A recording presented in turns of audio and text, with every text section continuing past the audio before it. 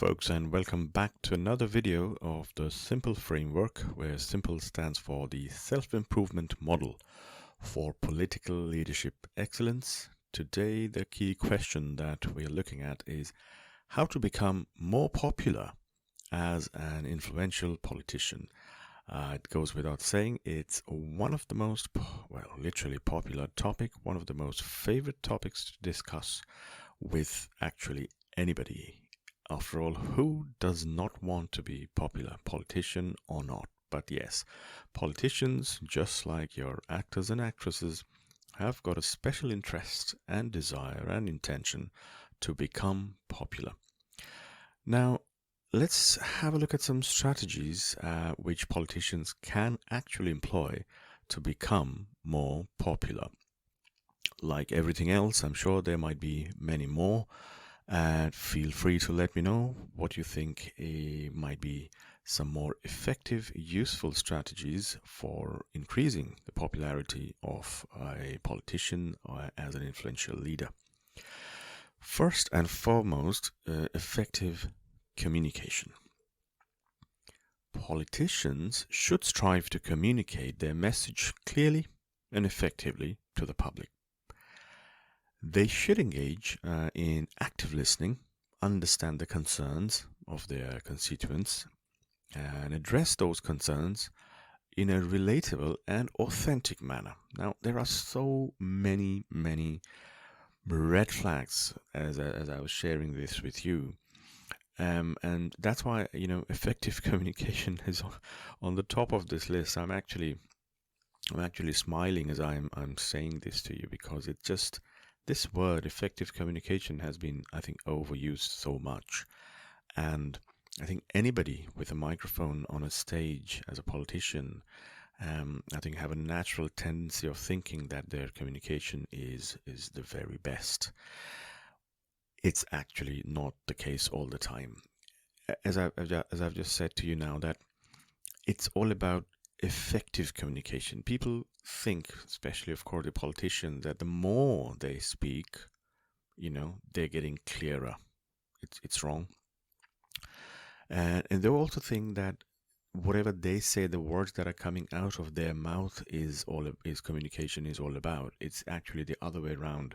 Communication is what others hear you say. What they understand is what effective communication is all about. It's not the written words. It's not the words that are coming out of your mouth. It's what actually being filtered through the ears of your listeners or through the eyes of your readers, and how it's actually processed in their brains is what effective communication is all about. Now, when you look around for our leaders in politics in our countries, do you think that's always the case? Most of the time it's not, and this can be worked upon, definitely. The second thing comes is the active listening and the authenticity. Now, it's so easy to say that you need to practice active listening and you need to be authentic when you are addressing the concerns of your constituents. I think to an extent, it also becomes obvious when you are not authentic. Maybe if you're genuinely authentic, people might still sometimes misunderstand you as a politician or just as a normal human being. When you're genuinely being authentic, it's usually it shows, but most of the time I think people can also misunderstand you. But let me assure you one thing: if you are not authentic, 9 out of 10 times it'll become too obvious. So, as a politician, as a leader, if you're not being authentic about your communication, your concerns about your people, it's going to be very soon that it'll express itself. So the choice is very clear. Second strategy to become more popular as an influential politician could be transparency and accountability.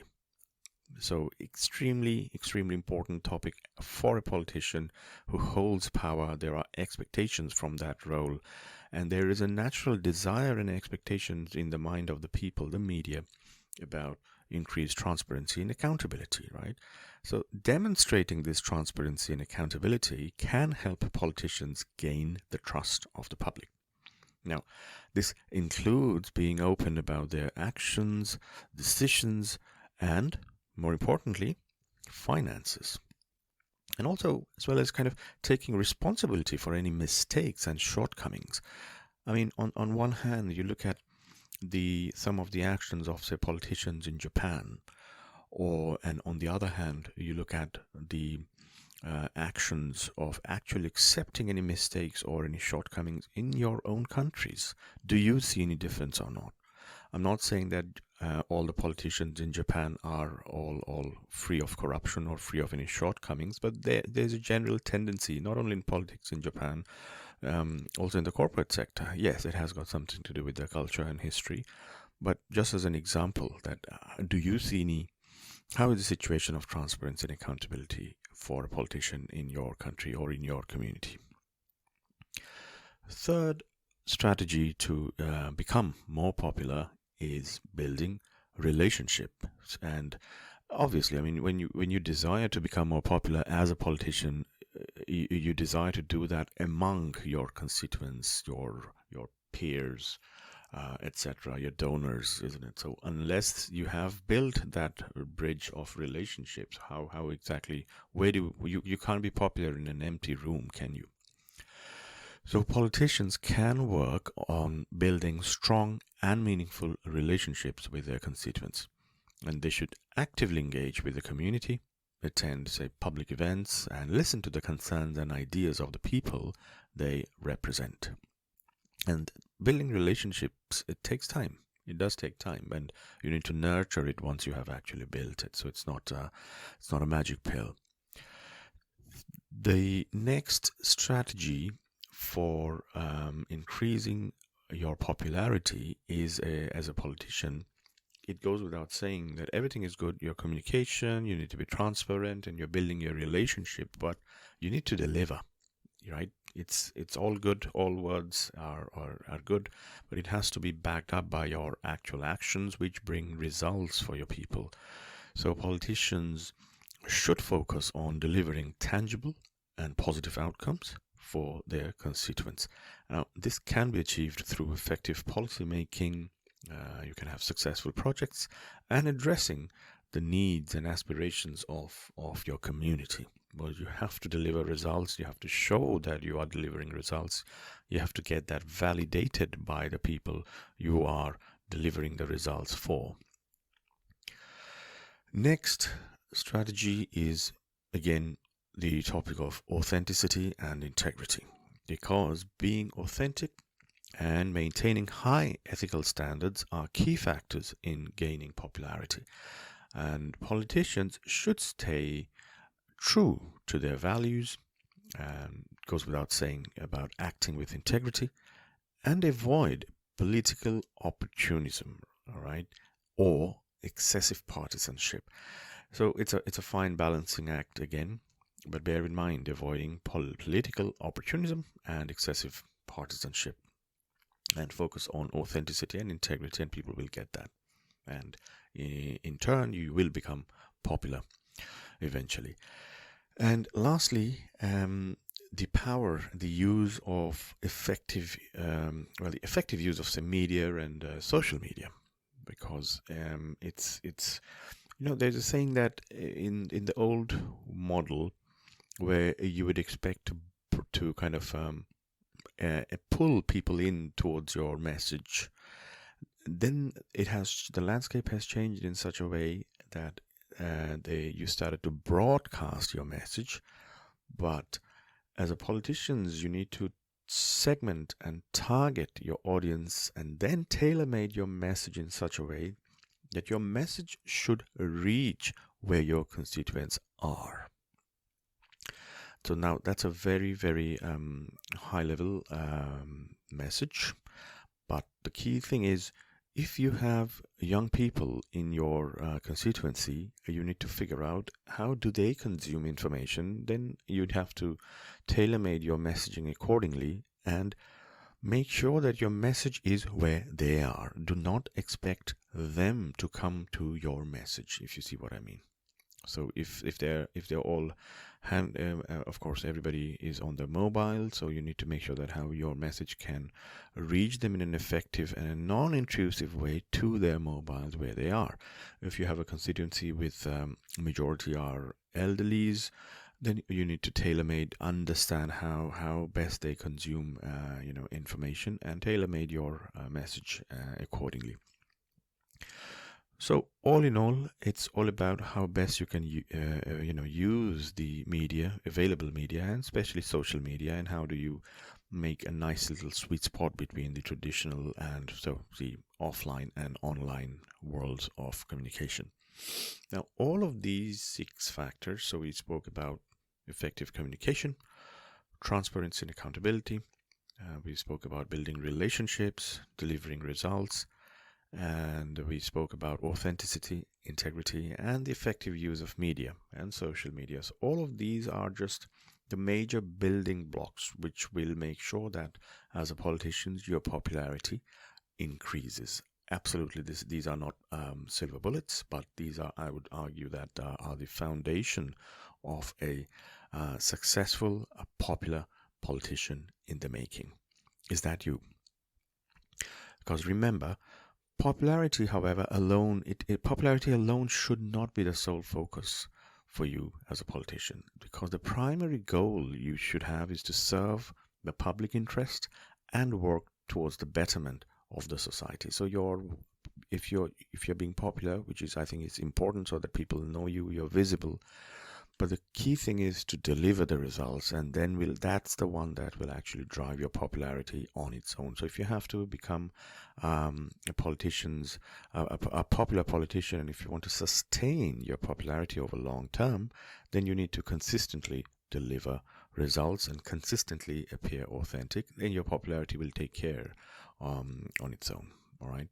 Unless your actions are not matched by your words are not matched by your actions as a politician, and your results are not actually matching the expectations or what you have said to your constituents in your mandate, definitely your popularity will take a nosedive. And once it does, to be honest, it's very difficult to revive a dying popularity of a politician. Okay.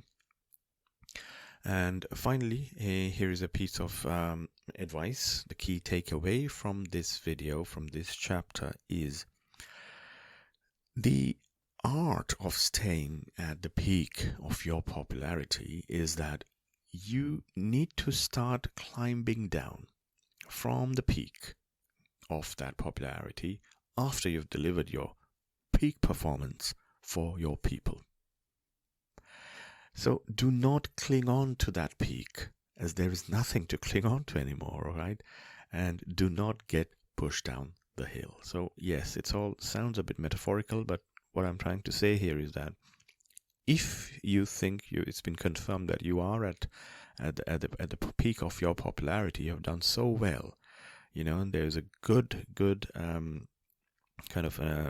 say you've got good reviews from your constituents, you're a very popular person, you're a popular politician, and if you think that you've done your best within your mandate, don't push it any further. I mean, look around in the world, in our countries, term after term, politicians clinging on to power under the banner of serving their people. They want to do more for their people. Generally speaking, just make space for others to do it. You just never know. Somebody, some other party, some other people, be it from your own party or be it from an opposition, they just might do it better than you. I mean, in the end of the day, it's all about for the greater benefit of the public, for your country, for the world, right?